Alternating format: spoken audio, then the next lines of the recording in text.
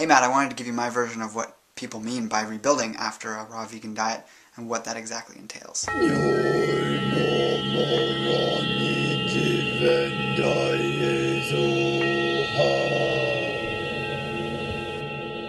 Hello Kindred Longevity Lifestyle Designers, this is Zach here, secretsoflongevity.com. This is a response to Matt Monarch and Angela Stokes Monarch's video that was posted yesterday or earlier today on the idea of rebuilding after a raw food diet.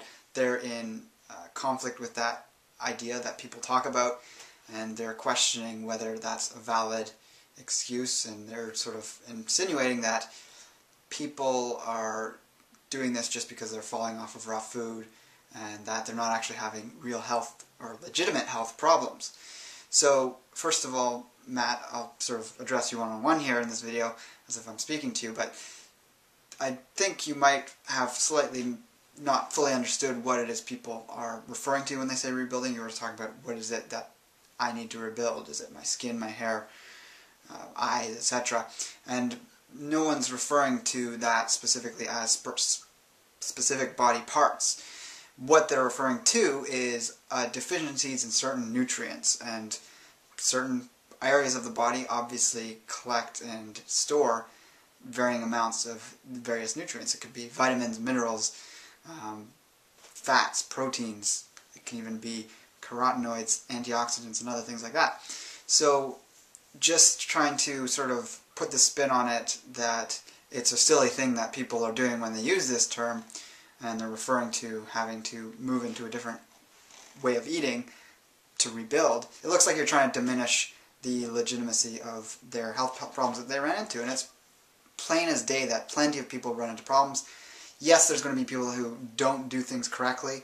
That's one thing that irks me, is that any raw food long-time proponent has their specific set way of talking about raw food, and they say if anyone doesn't do it exactly the way that I say it needs to be done and they fall off the bandwagon, that's why they fell off the bandwagon.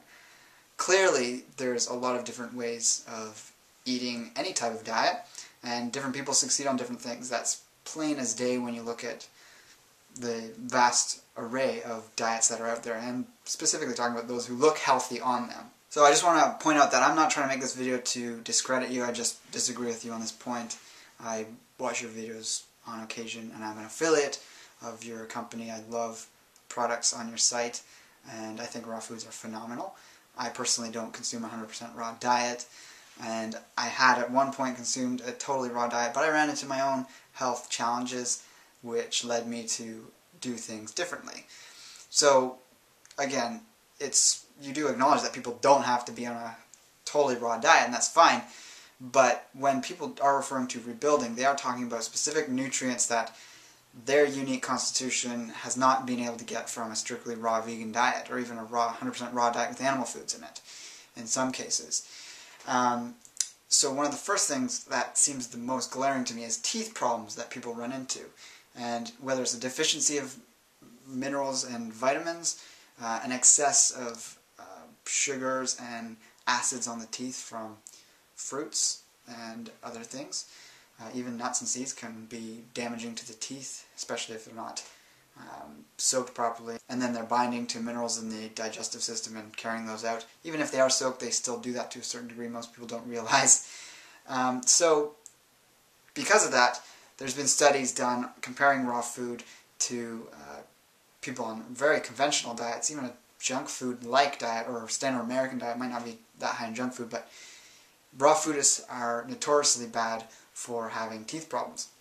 So link number 1 is a study below, and I've got a few different links here that I'm going to mention. You can just click the drop-down menu to get to those, and you can read about that study.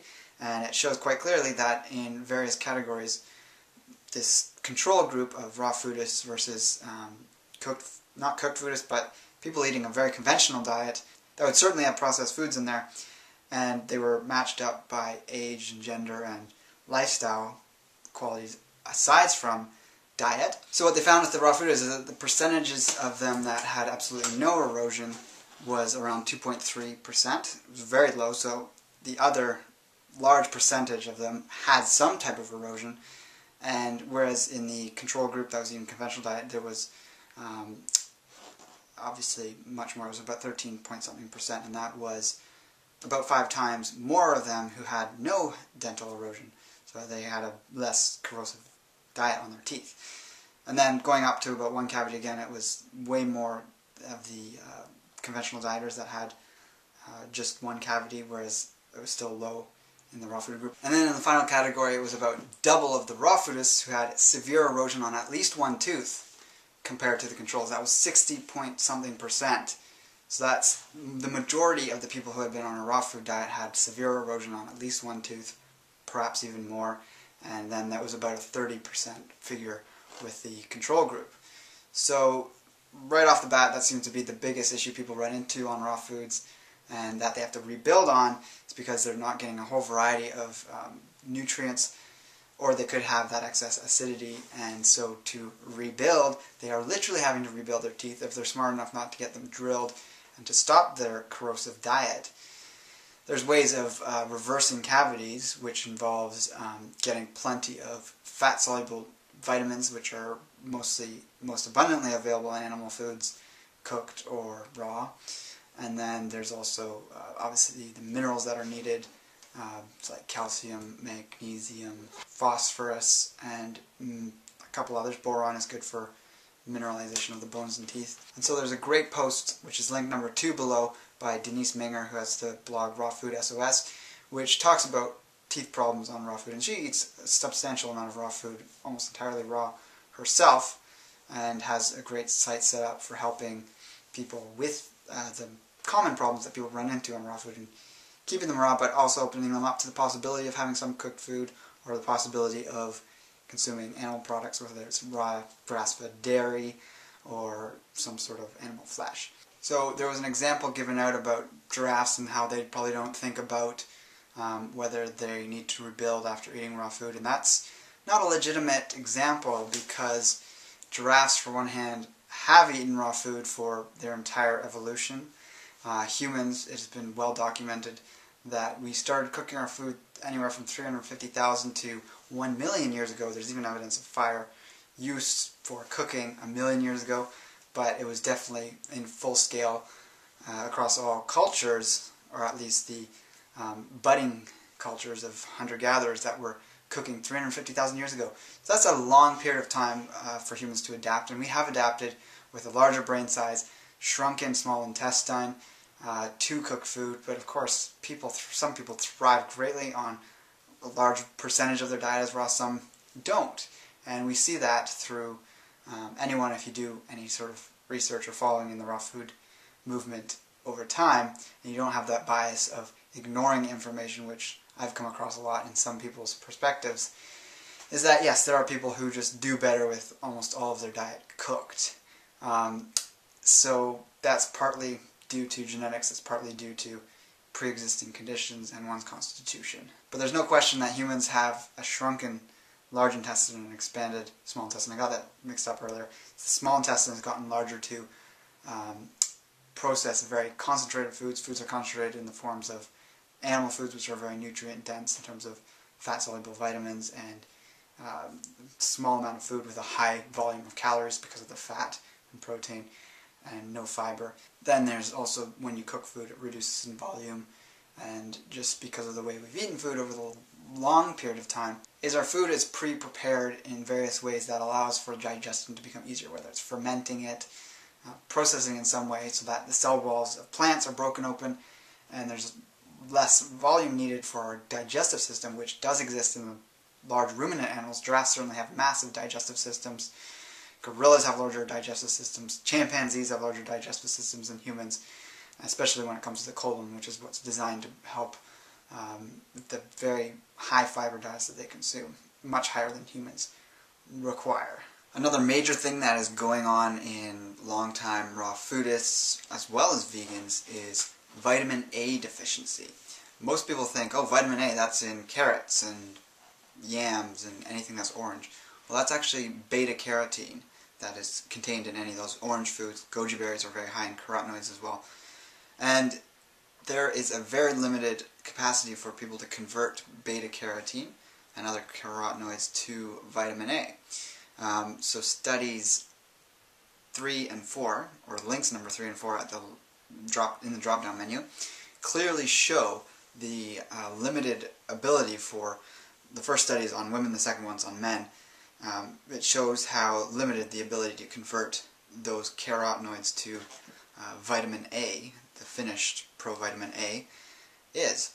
So better sources of vitamin A is going to be egg yolks, liver, organ meats, even to some degree the flesh meats from animals, seafood. And because of the fact that humans have eaten animal foods for so long, and if you want to learn more about that, check out this video on the top right-hand corner of your screen, which is on the true ancestral history of the human diet.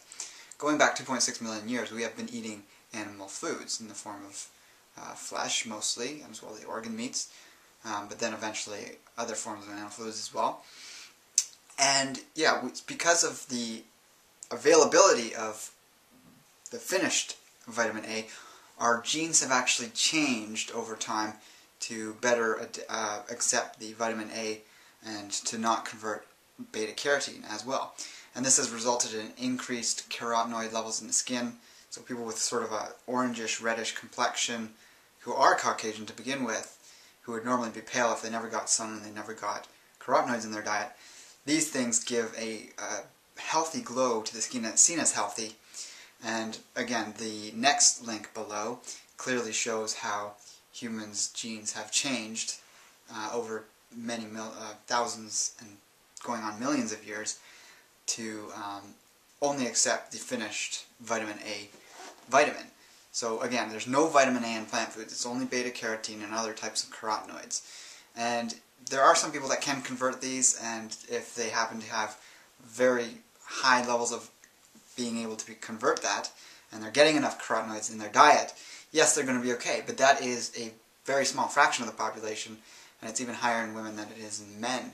So that deficiency of vitamin A is more likely to happen in women, and that's very important if you happen to be pregnant or post-pregnancy and you need to replenish those things. So this is, again, rebuilding stores of that vitamin. It's a fat-soluble vitamin, so yes, on raw food you can go a while, or veganism you can go for a while not consuming that. But another crucial factor is the difference in carotenoid absorption in raw foods versus cooked foods.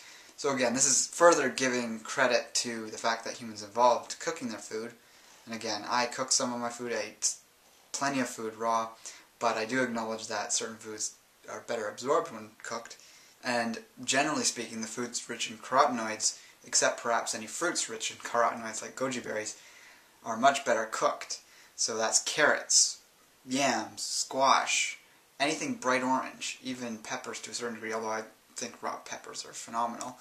They're going to be 3 times higher in absorption of the carotenoids as compared to the raw variety. So this study, which is number 6 in the links below, looked at basically fasting people of carotenoids, so they had a diet free of carotenoids, and then took their levels after introduction of carotenoids back into the diet, and the one group was consuming them in the raw form, the other was consuming them cooked. So the group that was eating the cooked ones had levels in their tissue and blood that was 3 times higher than the ones eating the raw. So raw food has its benefits. It has if it's very fresh and just picked, it has the electromagnetic vibrancy, the enzymes, the other factors that aren't denatured by cooking. But then other things like the carotenoids are not as absorbable, and that's also seen in spinach. So this was both on the spinach and carrots in the raw form that study was looking at. So this really does give a good image of where human physiology is at and what could be some of the problems that people experience on long-term veganism or raw foodism or both. And that would be a reason why people start adding things in. And they would use the term rebuilding their body because they literally are rebuilding it. So it's not that their skin is falling off and their eyes have dropped out. But severe vitamin A deficiency does lead to reduced eyesight, and same with inability to absorb those carotenoids, the antioxidants that are so good for eye health. If you're only consuming raw food and you're not getting enough carotenoids, you could be developing weaker eyes. So yes, again, it is rebuilding when someone is choosing to do something that is healthier than the current state they had been eating, even though if it was beneficial for a time being and necessary to overcome some health challenge. Adding things back in that are still organic, still in their whole food form, and grown and raised in proper ways is not unhealthy. It's perfectly legitimate, and we have to look at the science and the truth behind these things just so we don't mislead people into thinking they're doing something just for the sake of being a label as opposed to doing what's healthy.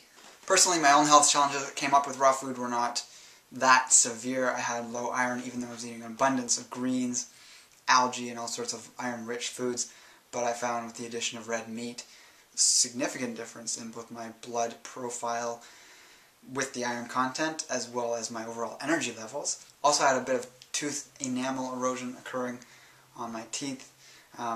With that link to Denise Minger's site, there's a great list of raw foods that would be on the side of being acidic in the palate, that would want to be avoided or reduced in the diet, and you could eat more of the alkaline foods. And it's not the foods most people are familiar with because they have this idea from the pH miracle that certain things are alkaline or acidic when they're not. Eggs are actually slightly alkaline, dairy is alkaline, and all these other foods that are said to be acidic causing or acid forming are simply not. And they have a fine effect on the digestive system and whole body and aren't going to throw you out of balance at the drop of a hat, which some people have been taught to be afraid of. So if you're wondering what you would need to rebuild, Matt, while I don't personally know you and your unique health situation, simply looking at a variety of blood tests and hormonal tests to see where you're at, and also kind of considering what is optimal. Most men are fine with having a moderate testosterone level, which is often lower than what it should be. The average is actually fairly low nowadays, and when you don't have the building blocks to strong hormonal jing force from foods that are rich in saturated fats and cholesterol, that can sometimes lower. Red meat, eggs, and a lot of other foods do increase testosterone. Not saying that's you specifically, but that is a common issue as well. So rebuilding can also mean hormonally rebuilding. It can mean rebuilding neurotransmitters for better thinking and mood, which can be something that will sort of crash on a raw food diet. So really my concern is not telling people that they shouldn't be on raw food, but being realistic about the fact that there are people that don't do well on the diet, and it's not because of bad choices on their part. It's not because we're going to turn a blind eye to them and say they're doing it wrong, they don't know how to do it, they've made bad choices. We have to really look at what's happening if we're about the health side of it. If we're about the belief of it, then we get caught up in the biases and the way of looking at things that's very confined and restrictive and not for our best health in mind. So with that, check out those links below if you want more information on that. Also, you can check out the rawfoodworld.com website at a link below. And with that, leave any comments, post a video response if you want to respond, subscribe, and I'll talk to you later. So take care and embrace life without limits.